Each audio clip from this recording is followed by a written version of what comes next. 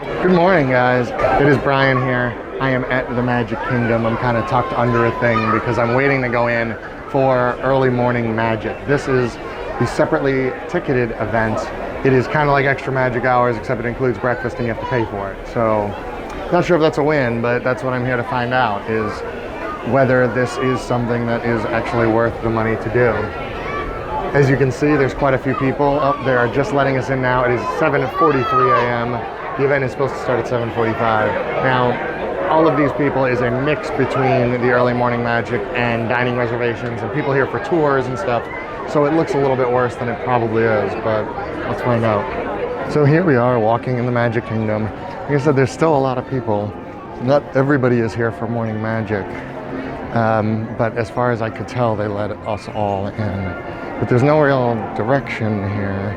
Everybody's just going up Main Street. There are definitely people without the wristband. Oh, yeah, by the way, when you get in, you have to check in, get a wristband. It's similar to the way they do, it's similar to the way they do the Halloween or Christmas parties, in that you check in, a cast member up front gives you your band. It says early morning magic on it. Eh? Fancy. It's not as nice as the lanyard for the after hours thing, but it's also cheaper than after hours, but you get less time, but you get breakfast. So this will be an interesting test to see which I think is more valuable. I think I'm leaning towards this because it also puts you in a better position for rope drop at the park, but I guess we'll see, because after hours was very, very not busy. I guess we'll see how this feels once everybody gets all spread out and stuff. Okay, I had to ask to clarify, but there's a woman standing there with the sign that says breakfast check-in. This is how they do it now since they let people in early to the Magic Kingdom, is if you have a breakfast reservation, they route you over through Liberty Square where they have a check-in point. Even though it says breakfast check-in, they also mean early morning magic. Good morning. Which I had to ask to clarify. So same thing, you head to Liberty Square to check in. And now I guess, are we free? I really have no idea. The direction isn't superb here. See, the after hours is easy because the park closes and you just can't get on a ride unless you have a lanyard. Where this one, you have to actually make points to let you in, so I'm not sure. Everybody's going up there towards Fantasyland, but I don't know if that's because they have to or... All right, so we'll head first over here to Peter Pan, and it's a small world. Obviously not busy. I mean, it literally just opened. It's me and that family, and that's it. Ooh, look. When's the last time you saw this corridor with nobody in it? Doesn't really happen very often.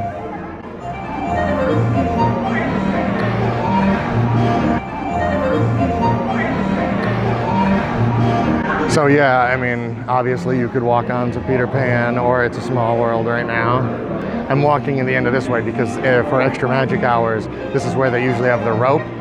It's right here at the end of this corridor, so that you can't go over and do like Splash or Big Thunder. Now Splash is under refurb right now anyway, so I wouldn't be able to do that regardless, but no, it looks like there is no rope here. Yeah.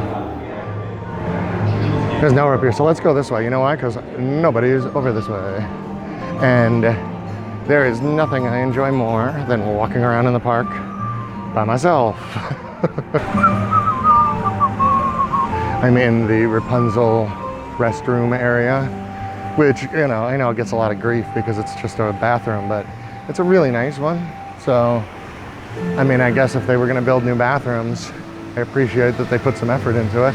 And it's got a little seating area over here, and it has the pass-through, which is where I am right now, walking towards Haunted Mansion. And it's got the waterfall and, of course, the tower that Rapunzel was trapped in for many years. I guess she wanted to commemorate that torturous time in her young life. Nobody's here. Like, literally no one. No guests, no cast members. I'm really not even sure if I'm allowed to go over here, but this is always what's weird. I'm legit not sure if I'm supposed to be over here because no one else is. The music isn't really helping. Oh, there's somebody emptying trash cans. I mean, really, it's kind of creepy, right? I don't know. All right, I'm gonna have to come back over this way and explore more. I like it when nobody's around. I'm a loner, Dottie, a rebel. Okay, so I don't think I was supposed to be over here. A cast member basically did that. Can I help you?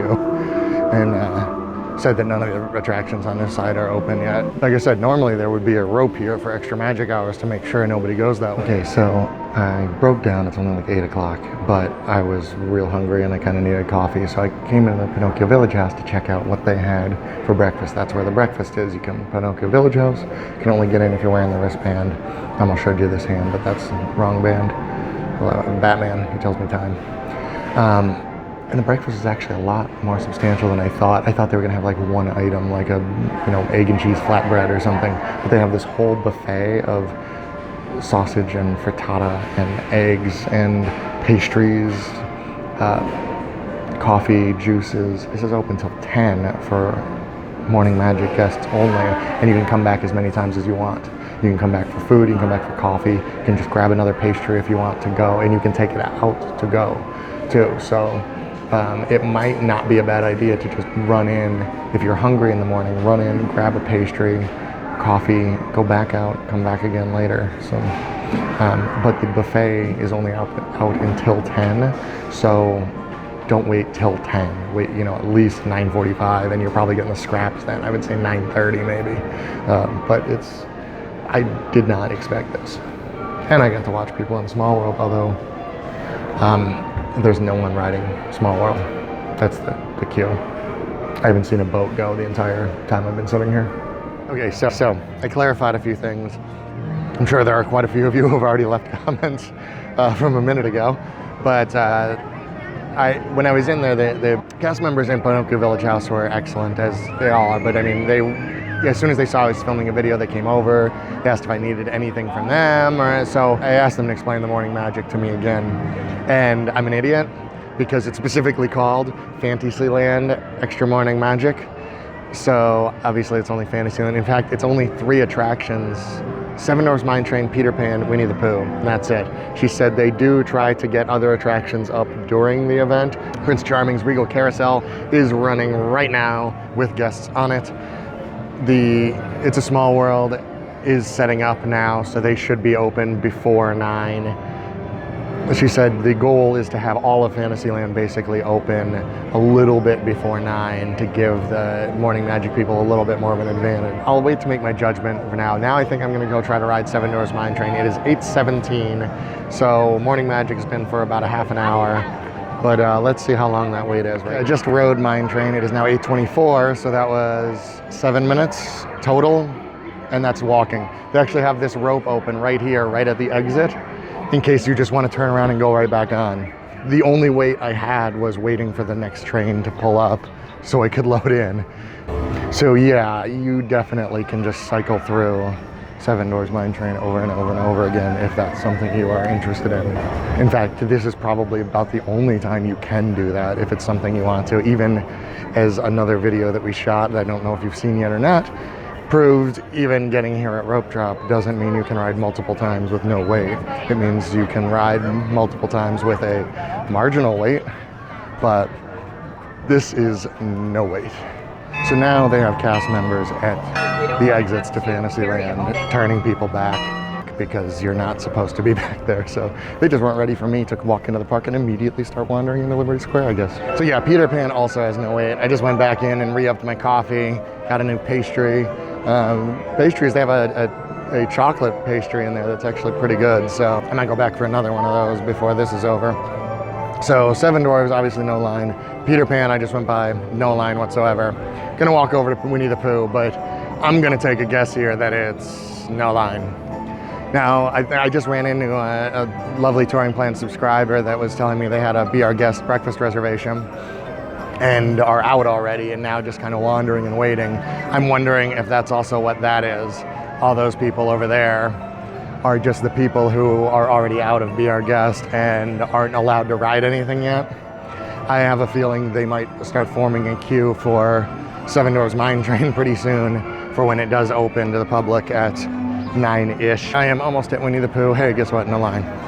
I see people walking onto the attraction right now. In fact, I see very few people even doing that. It doesn't look like anything else is open. I was wondering if maybe the teacups were open. They are not. So it looks like it's the 4 rides Winnie the Pooh, Seven Dwarfs Mine Train, Carousel, Peter Pan's for the moment, and it is 8:40, so at this point they're not going to open anything else before 9. So all right, let's wrap this up. Extra morning magic. You get into the Magic Kingdom at 7:45 a.m. You can ride Seven Dwarfs Mine Train, Winnie the Pooh, and Peter Pan. Today you can also ride the Carousel, which I guess is fairly normal but not guaranteed. It costs $59 per adult to do this, and it includes the buffet breakfast at Pinocchio Village House, which is surprisingly not terrible. Well, probably not exactly worth the money, but it is worth some money. Not just because of the breakfast. What this does, if you're planning on spending the day at the Magic Kingdom, this will actually help you later, because most often the rides you want to either try to get Fast Pass Plus for or do first, according to the touring plan software, of course, are Seven Dwarfs Mine Train and Peter Pan. If you can come in here and ride them literally as many times as you want within that hour and 15 minutes, you don't have to do them later in the day. Winnie the Pooh is also one that gets a decent wait.